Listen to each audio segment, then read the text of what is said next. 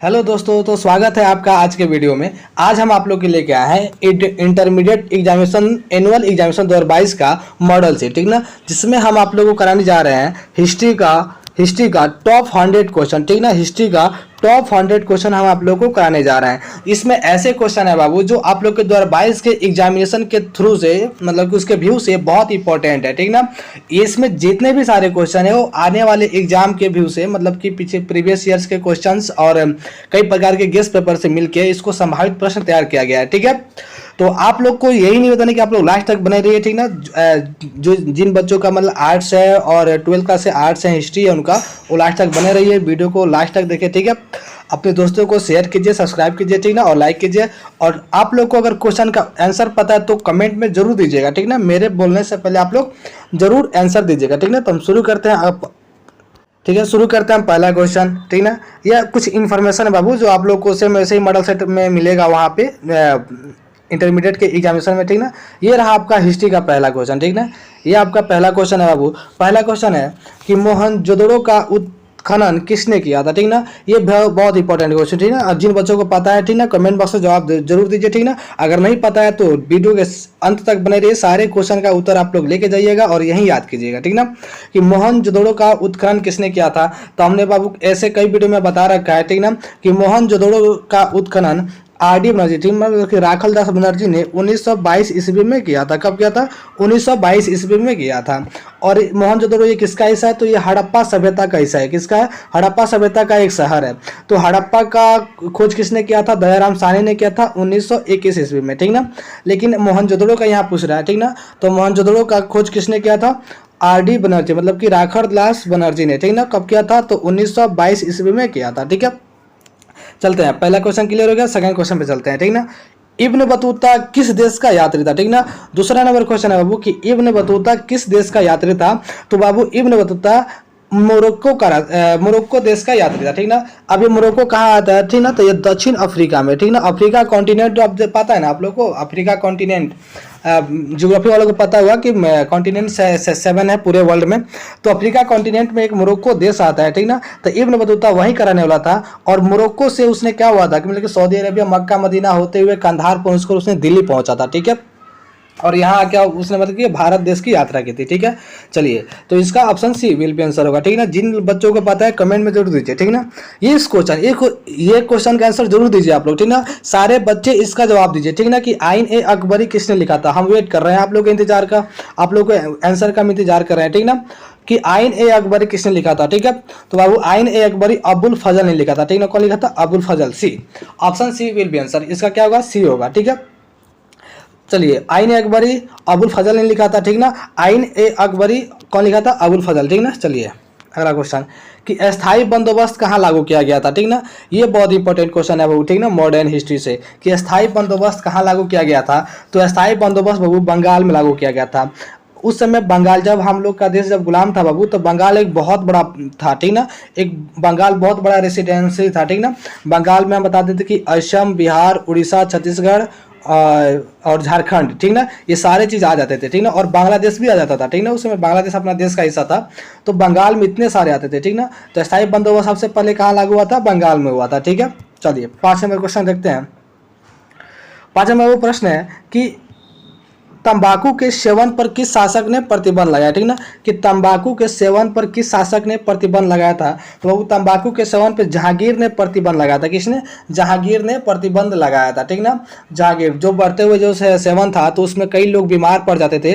तो जहांगीर ने इस चीज को देखते हुए अपने शासनकाल में तंबाकू के सेवन पर बंद कर दिया, रोक लगा दिया। लेकिन फिर भी क्या हुआ, तंबाकू का प्रसार बहुत तेजी से होता चला गया, क्योंकि इसका जो लत है, जो नशा है, वो लोगों को लग चुका था, ठीक है। जैसे बिहार में क्या है, बिहार में दारू बंद है, उसके बाद भी देखिए दारू चलता है कि नहीं चलता है? चलता है, क्योंकि लोगों को नशा चढ़ गया है, लत लग गया है, ठीक है। चलिए, 6 नंबर देखते हैं। 6 नंबर क्वेश्चन देखते हैं बाबू कि ख्वाजा मोइनुद्दीन चिश्ती का दरगाह कहाँ है, ठीक ना। ख्वाजा मोइनुद्दीन चिश्ती का दरगाह कहाँ है, ठीक ना। तो ख्वाजा मोइनुद्दीन चिश्ती का दरगाह बाबू अजमेर में, कहाँ है? अजमेर, राजस्थान, ठीक ना, अजमेर में, ठीक है। चलिए सात सात नंबर देखते हैं, ठीक है ना, कि महाभारत की रचना किसने की। 7 नंबर क्वेश्चन है बाबू कि महाभारत की रचना किसने की। तो महाभारत की रचना वेद व्यास ने किया था, option D will be answer, ठीक ना। फिर क्वेश्चन अगर पूछता है कि महाभारत का युद्ध कितने दिन तक चला था, तो महाभारत का युद्ध 18 दिन तक चला था, ठीक ना। कितने दिन तक चला था, 18 दिन तक। ये क्वेश्चन जरूर पूछता है बाबू, ठीक ना, कि महाभारत का युद्ध कितने दिन तक चला था। तो आप लोग को याद रखना है 18 दिन तक चला था। और महाभारत की रचना किसने की थी, तो महाभारत की रचना वेद व्यास ने किया था, ठीक है। चलिए 8 नंबर क्वेश्चन देखते हैं, बहुत इंपॉर्टेंट क्वेश्चन, ठीक ना। बहुत ये जो है बाबू ये कोई हिस्सा नहीं है, ठीक ना, इसको हम कैंसिल करते हैं, ठीक ना। चलिए 8 नंबर क्वेश्चन देखते हैं कि कलकत्ता में अंग्रेजों की किलेबंद बस्ती का क्या नाम था। कलकत्ता के जो किला था, ठीक ना, जिसको उन्होंने अपने जो बस्ती को जो किला बंद किया था उसका क्या नाम था। तो उसका वो option C will be answer, Fort William नाम था, ठीक ना। क्या नाम था, फोर्ट विलियम नाम था, ठीक है। चलिए आगे चलते हैं 9 नंबर क्वेश्चन पे। 9 नंबर क्वेश्चन है बाबू कि अकबर ने दीन इलाही धर्म कब शुरू किया था, ठीक ना। दीन इलाही कब शुरू किया था, ठीक है, दीन इलाही कब शुरू किया था। चलिए बाबू क्वेश्चन देखते हैं कि अकबर ने दीन इलाही कब शुरू किया, ठीक ना। तो बाबू ये दीन इलाही क्या था, ये दीन इलाही एक धर्म था, ठीक ना। क्या था, ये दीन इलाही एक धर्म था जिसको अकबर ने शुरू किया था। तो इसका हो जाएगा option D will be answer, ठीक ना। कब किया था, 1582 में किया था, ठीक है, 1582 में किया था, ठीक ना। चलिए अगला क्वेश्चन देखते हैं, ठीक ना। 10 नंबर का प्रश्न है कि भारत आने वाला प्रथम यूरोपियन कौन था, ठीक ना। भारत आने वाला वो पहला यूरोपियन व्यक्ति कौन था, ठीक ना। तो बाबू भारत आने वाला पहला यूरोपियन पुर्तगाली था, ठीक ना। और पुर्तगाली में कौन आया था, तो 1498 में कौन आया था, हमारा वास्को डी गामा आया था, ठीक ना। जिसको नहीं कहते हैं कि इसने समुद्री रास्ता भारत के लिए खोज किया था, ठीक है। चलिए 11 नंबर क्वेश्चन है कि हरिहर एवं बुक का किस वंश के शासक थे, ठीक ना। हरिहर एवं बुक का किस वंश के शासक थे। तो हरिहर एवं बुक का बाबू संगम वंश के शासक थे, ठीक ना। संगम वंश के शासक थे। और अगर पूछ देगा कि यह किस साम्राज्य का स्थापना किए थे, तो यह विजयनगर साम्राज्य का स्थापना किए थे, ठीक ना। किसका, विजयनगर साम्राज्य का स्थापना किए थे, ठीक ना। अगला प्रश्न देखते हैं 12 नंबर कि भारतीय संविधान कब लागू हुआ। भारतीय संविधान कब लागू हुआ, तो ये क्वेश्चन का आंसर सबको पता होगा, ठीक ना। आप लोग कमेंट बॉक्स में जरूर दीजिए आंसर, ठीक ना। जिनको पता हो लोग जरूर दीजिए, ठीक ना, क्योंकि सबको पता होगा। इसका आंसर होगा option D will be answer, ठीक ना, कि भारतीय संविधान कब लागू हुआ, 26 जनवरी 1950 ईस्वी में लागू हुआ था, ठीक है। जिस दिन हम लोग गणतंत्र दिवस के शुभ अवसर पे झंडा फहराते हैं, ठीक है। 13 नंबर क्वेश्चन है कि पुराणों की संख्या कितनी है, ठीक ना। पुराणों की संख्या कितनी है, बहुत इंपॉर्टेंट क्वेश्चन बाबू ये, ठीक ना। पुराणों की संख्या कितनी है, तो पुराणों की संख्या 18। ये कई बार पूछा है, ठीक ना, कई बार आप लोगों को पूछा है बिहार बोर्ड के एग्जामिनेशन में, ठीक ना। ये देखिए अगला सब इंपॉर्टेंट क्वेश्चन है, ये भी वीवीआई क्वेश्चन है, ठीक ना, कि जलियांवाला बाग हत्याकांड कब हुआ था, ठीक है। जलियांवाला बाग हत्याकांड कब हुआ था। तो बाबू जलियांवाला बाग हत्याकांड ऑप्शन ये जो है ना, ये जो ए दिख रहा है, ठीक ना, 13 अप्रैल 1919 पे हुआ था, ठीक ना। ऑप्शन यहाँ पे सी रहना चाहिए, ठीक ना। तो ये उल्टा हो गया ऑप्शन, ठीक ना, लेकिन याद रखिएगा कि 13 अप्रैल 1919 को हुआ था जलियांवाला बाग हत्याकांड, ठीक है। चलिए 15 नंबर देखते हैं क्वेश्चन कि ताजमहल का निर्माण किसने करवाया, ठीक ना।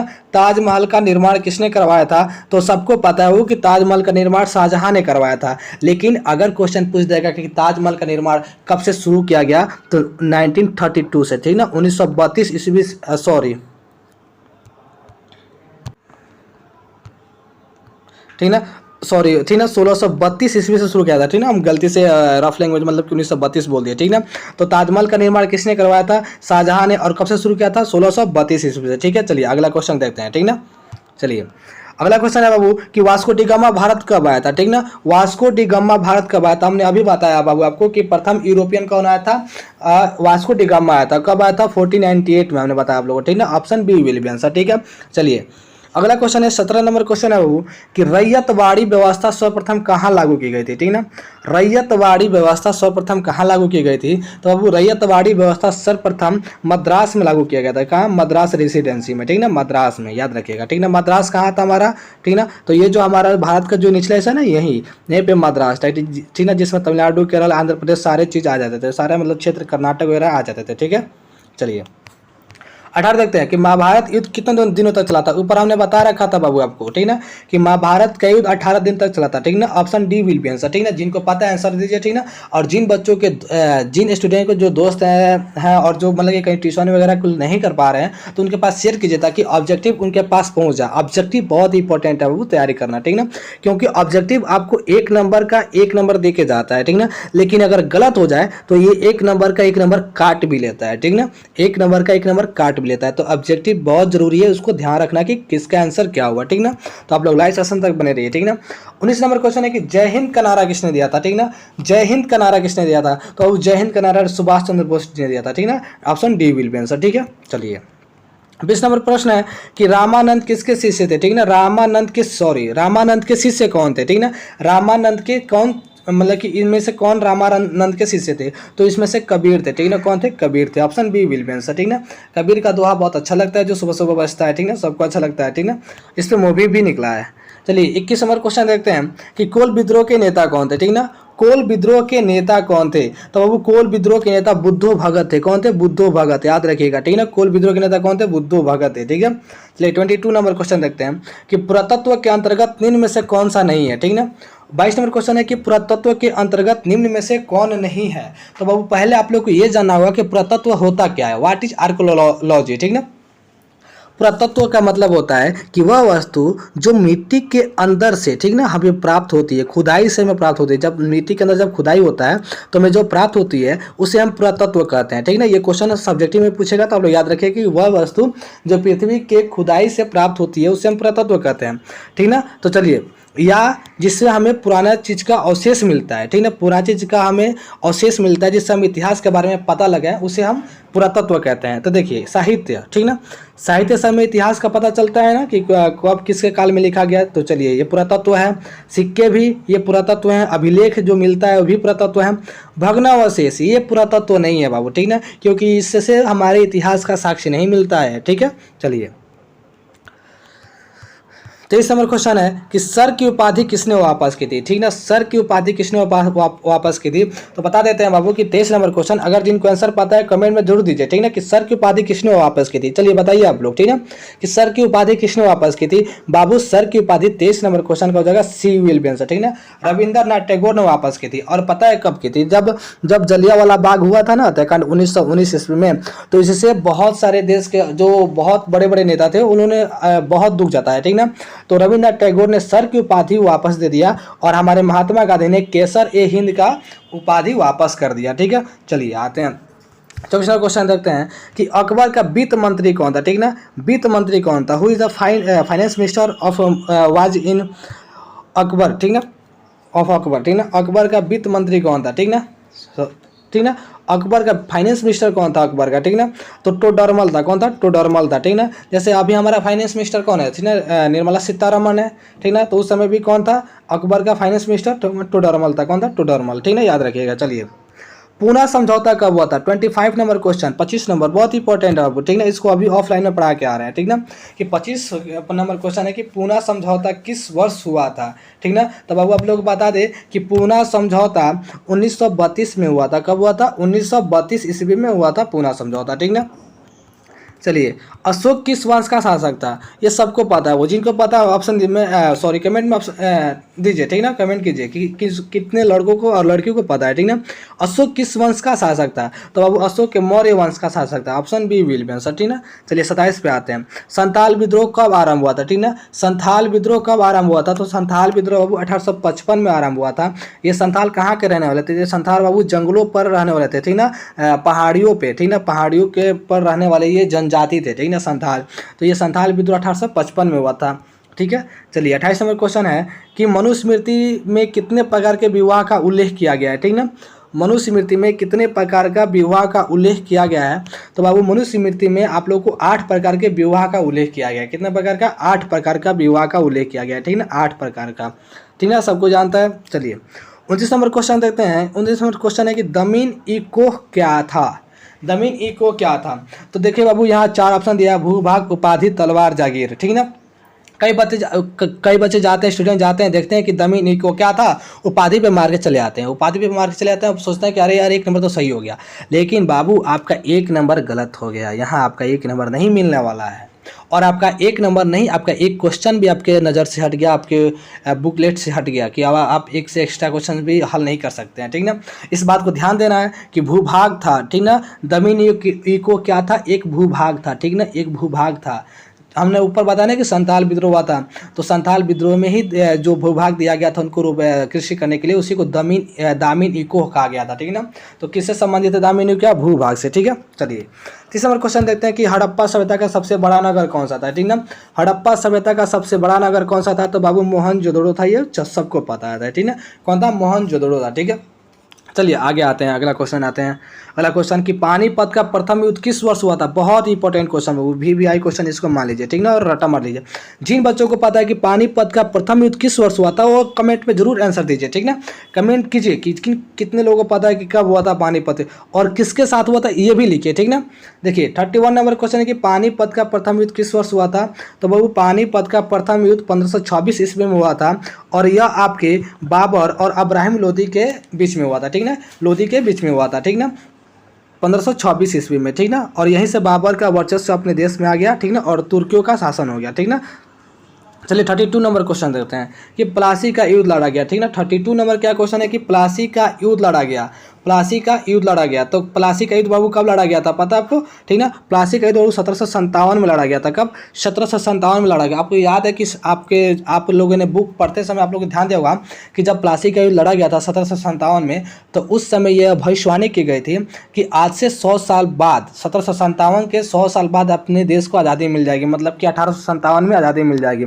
लेकिन अफसोस, देखिए बात भविष्यवाणी सही हुआ था। 1757 के बाद 1857 में हमारे देश में बहुत बड़ा एक विद्रोह हुआ, लेकिन वो विद्रोह दब गया। लेकिन अगर वो विद्रोह जारी रहता तो हमें 1857 में ही आज़ादी मिल जाता, लेकिन वह विद्रोह दब गया, ठीक है। चलिए आते हैं, चलिए 1857 के विद्रोह के समय इंग्लैंड का प्रधानमंत्री कौन था, ठीक ना। 1857 के विद्रोह के समय इंग्लैंड का प्रधानमंत्री कौन था? 33 नंबर क्वेश्चन है, ठीक ना। तो बाबू यहाँ आप लोगों को ध्यान देने योग्य, ठीक है बाबू। देखते हैं कि 1857 के विद्रोह के समय इंग्लैंड का प्रधानमंत्री कौन था? तो बाबू option C will be answer हो जाएगा, ठीक ना, option C will be answer. 1857 के विद्रोह के समय इंग्लैंड का प्रधानमंत्री कौन था? पामेस्टन था, ठीक ना, पामेस्टन था, ठीक है। चलिए आते हैं 34 नंबर क्वेश्चन आते हैं, ठीक ना, कि समुद्रगुप्त की तुलना किस यूरोपीय शासक से की जाती है? बहुत इंपॉर्टेंट क्वेश्चन है, वो गुप्त काल से ये क्वेश्चन है कि समुद्रगुप्त की तुलना किस यूरोपीय शासक से की जाती है? तो समुद्रगुप्त की तुलना बाबू नेपोलियन से की जाती है, ठीक ना। किससे की जाती है? नेपोलियन से की जाती है, ठीक है। चलिए 35 नंबर क्वेश्चन देखते हैं कि रानी लक्ष्मीबाई का जन्म कहाँ हुआ था, ठीक ना। रानी लक्ष्मीबाई का जन्म कहाँ हुआ था? चलिए देखिए रानी लक्ष्मीबाई का जन्म कहाँ हुआ था, ठीक है। तो रानी लक्ष्मीबाई का जन्म बाबू काशी में हुआ था, ठीक ना। कहाँ हुआ था? काशी में। Option B will be answer, ठीक ना। कहाँ हुआ था? रानी लक्ष्मीबाई का जन्म काशी में हुआ था, ठीक ना। क्या होता है कि कई बच्चे जाते हैं, स्टूडेंट जाते हैं एग्जाम में, ठीक ना, और देखें कह रही है झांसी, ए नंबर दिया है झांसी। ऑप्शन ए मतलब कि मार के चले आएंगे आंख में, मेरा तो सही है, 100% कॉन्फिडेंस लेंगे कि सही है और अपने आप को टॉप लिस्ट में नाम लेते चलेंगे, ठीक है। हम तो टॉप में आ गए। लेकिन बाबू जब देखेंगे कि अरे यार ये तो काशी में जन्म हुआ था, तो अफसोस खाते हैं। अफसोस मत खाइए, ठीक ना। वीडियो को लास्ट तक देखिए, ठीक ना, और बने रहिए, ठीक ना। रानी लक्ष्मीबाई का जन्म कहाँ हुआ था? काशी में हुआ था, ठीक ना। 36 नंबर क्वेश्चन देखते हैं कि काशी में किस प्रसिद्ध संत का जन्म हुआ था, ठीक ना। काशी में किस प्रसिद्ध संत का जन्म हुआ था? तो बाबू कबीर का जन्म हुआ था, ठीक ना। कहाँ हुआ था? कबीर का जन्म हुआ था काशी में, ठीक है। चलिए 37 नंबर क्वेश्चन देते हैं, 37 नंबर कि कौन सा आंदोलन दांडी से प्रारंभ है, ठीक ना। मतलब कि इसमें से कौन सा आंदोलन जो है जो दांडी यात्रा जो हुआ था उससे संबंधित है, प्रारंभ हुआ था, ठीक ना। तो ये बाबू सविनय अवज्ञा आंदोलन, option B will be answer, ठीक ना, option B will be answer, सविनय अवज्ञा आंदोलन। आगे बताइए दांडी यात्रा क्या थी ना। तो महात्मा गांधी ने अपने आश्रम साबरमती आश्रम से दांडी तक का पद यात्रा किया था 78 लोगों के साथ नमक कानून तोड़ने के लिए, तो उसी को दांडी यात्रा कहा गया, ठीक ना। उसी को क्या कहा गया? दांडी यात्रा कहा गया, ठीक है। चलिए अगला क्वेश्चन देखते हैं, दिल्ली चलो का नारा किसने दिया, ठीक ना। 38 नंबर क्वेश्चन है कि दिल्ली चलो का नारा किसने दिया, ठीक ना। तो बाबू दिल्ली चलो का नारा दिए थे सुभाष चंद्र बोस। कौन दिए थे? सुभाष चंद्र बोस बोले थे दिल्ली चलो, ठीक ना। महात्मा गांधी बोले थे करो या मरो, ठीक ना। चलिए अर्थशास्त्र के लेखक कौन थे? 39 नंबर क्वेश्चन है कि अर्थशास्त्र के लेखक कौन थे? तो बाबू अर्थशास्त्र के लेखक कौटिल्य थे, ठीक ना, option D will be answer, ठीक ना। और बाबू अर्थशास्त्र के लेखक कौन थे? कौटिल्य थे। एक चीज़ बाबू यहाँ ध्यान रखिएगा थोड़ा नॉलेज के लिए, ठीक ना, नॉलेज के लिए ध्यान रखिएगा कि अर्थशास्त्र के नाम से क्या पता चलता है। अर्थशास्त्र के नाम से पता चलता है कि अर्थशास्त्र का मतलब कि इसमें आर्थिक व्यवस्था वगैरह के लिए मतलब कुछ लिखा गया होगा, आर्थिक व्यवस्था फाइनेंस सिस्टम के लिए कुछ लिखा गया होगा। लेकिन बाबू अर्थशास्त्र बस नाम का था, इसमें राज कैसे किया जाए, राजनीति के बारे ये किताब है। ये कौन सा किताब है? राजनीति की किताब है, बस इसका नाम है अर्थशास्त्र और ये कौटिल्य के द्वारा लिखा गया था, ठीक ना। कहीं कहीं चाणक्य भी देगा, वो क्या देगा? चाणक्य भी देगा, तो आंसर वही होगा, कौटिल्य और चाणक्य एक ही व्यक्ति का नाम है, ठीक है। चलिए ओहो 14 नंबर क्वेश्चन बाबू रेड करना भूल गए, ठीक ना। आप लोग बस समझ जाइएगा, ठीक ना। 40 में क्वेश्चन है कि शहीद ए आजम किसे कहा जाता है, ठीक ना। शहीद ए आजम किसे कहा जाता है, ठीक ना। तो शहीद ए आजम हम कहते हैं सरदार भगत सिंह को। किस कहते हैं? सरदार भगत सिंह को। भगत सिंह को हम लोग क्या बोलते हैं? शहीद ए आजम, शहीद ए आजम, ठीक ना। ठीक है। और एक क्वेश्चन देखिए बाबू, एक क्वेश्चन बहुत लोग पूछते हैं कि सर पंजाब केसरी किसे कहते हैं, और कई बच्चे इस पे कंफ्यूज होते हैं, सर पंजाब केसरी भगत सिंह को कहते हैं, लेकिन बाबू पंजाब केसरी लाला लाजपत राय को बोलते हैं। किसको? लाला लाजपत राय को हम लोग पंजाब केसरी बोलते हैं, और भगत सिंह को शहीद ए आजम बोलते हैं। फिर आप कहेंगे सर हर जगह तो भगत सिंह मैंने गूगल वगैरह पर दिखाता है, लेकिन बाबू जो आपका 12 जो बिहार बोर्ड मानता है वो मानिएगा। बिहार बोर्ड मानता है सरदार भगत सिंह को शहीद ए आजम और पंजाब केसरी लाला लाजपत राय को, ठीक है। तो चलिए चलते हैं, एक क्वेश्चन एक्स्ट्रा आप लोगों को मिल गया। चलिए 41 नंबर क्वेश्चन देखते हैं कि 1920 में कौन सा आंदोलन आरंभ हुआ था। 1920 में कौन सा आंदोलन आरंभ हुआ था? तो बाबू आप लोग बता दें कि 1920 में दो आंदोलन, यहाँ पे आप लोग को असहयोग आंदोलन आरंभ हुआ था, ठीक ना। कौन हुआ था? असहयोग मार के आइएगा, ठीक ना। आप लोग बता दें कि खिलाफत आंदोलन भी आरंभ हुआ था, लेकिन यह हुआ था सितंबर 1919 से इसका मतलब कि न्यू रखा गया था, ठीक ना। और बाद में 1920 में असहयोग शुरू किया गया और दोनों को एक साथ मिला दिया गया, ठीक ना। दोनों को एक साथ मिला दिया गया और फिर इस दोनों आंदोलन को 1922 में चौरा चौरी हत्याकांड के समय इसको मतलब कि रोक दिया गया, 5 फरवरी 1922 में, ठीक ना। तो असहयोग शुरू किया गया था, ठीक है। चलिए 42 में क्वेश्चन है कि जैन धर्म के 24वें तीर्थकर कौन थे। ये तो बहुत आसान है, ठीक ना। जैन धर्म के 24वें तीर्थकर कौन है? तो बाबू जैन धर्म के 24वें तीर्थकर महावीर स्वामी थे। कौन थे? महावीर स्वामी थे। लेकिन अगर बाबू पूछ दे कि 23वें तीर्थकर कौन थे, तो 23वें थे पार्श्वनाथ, और प्रथम कौन थे? तो प्रथम थे ऋषभदेव, ठीक ना। याद रखिएगा, प्रथम ऋषभदेव, 23वें पार्श्वनाथ, 4वें हमारे, 24वें हमारे कौन थे? महावीर स्वामी, जिन्होंने जैन धर्म की स्थापना किया, ठीक है। चलिए 43 नंबर क्वेश्चन देखते हैं। 43 नंबर क्वेश्चन है कि 1857 के विद्रोह के समय भारत का बादशाह कौन था। बहुत इंपॉर्टेंट क्वेश्चन है वो, ठीक ना। कि 1857 के विद्रोह के समय भारत का बादशाह कौन था, मतलब कि कौन बादशाह था जो दिल्ली पर राज कर रहा था। तो बता दे बाबू कि बहादुर शाह जफर था। कौन? Bahadur Shah Zafar, option C will be answer, ठीक ना। और बता दे कि यह उस समय 80 साल का हो चुका था, ठीक ना, 80 ईयर्स का हो चुका था। और इसको 1857 के विद्रोह में ही इसको पकड़ के, बहादुर शाह जफर को पकड़ के, उस समय मतलब कि म्यांमार को हम लोग बर्मा बोलते हैं, ठीक ना। जो आज म्यांमार में जो मतलब कि आज देश है म्यांमार, वो पहले हमारा बर्मा हुआ करता था और अपने देश में था, ठीक ना। तो बहादुर शाह जफर को 1857 में पकड़ के बर्मा ले गया गया और बर्मा की राजधानी रंगूर में उसे मतलब कि उसे हत्या कर दिया गया, उसे मार दिया गया, ठीक है। चलिए 44 नंबर क्वेश्चन देते हैं। 44 नंबर क्वेश्चन है कि इंडिया गेट का निर्माण कब हुआ, ठीक ना। बहुत इंपॉर्टेंट क्वेश्चन है बाबू, ठीक ना, कि इंडिया गेट का निर्माण कब हुआ था, ठीक ना। इंडिया गेट का निर्माण कब हुआ था? तो वो इंडिया गेट का 1931 में हुआ था, ठीक ना, 1931 में, ठीक ना। 1931 ईस्वी में इंडिया गेट का निर्माण हुआ था, ठीक है। और ये कहाँ है बाबू? दिल्ली में, ठीक ना। लेकिन एक क्वेश्चन इंपॉर्टेंट, ये तो कभी कभी पूछता है, लेकिन एक हरदम पूछता है, हर साल पूछता है कि गेटवे ऑफ इंडिया का निर्माण कब हुआ था। तो गेटवे ऑफ इंडिया का निर्माण 1911 में हुआ था, ठीक ना। और वो कहाँ है? गेट ऑफ इंडिया कहाँ है? तो मुंबई में है, ठीक है। चलिए आगे चलते हैं। 45 नंबर क्वेश्चन है कि भारत के संविधान का पिता किसे कहा जाता है। भारत के संविधान के पिता किसे कहते हैं? तो भारत के संविधान के पिता बाबू डॉक्टर भीमराव अंबेडकर को कहा जाता है, ठीक ना।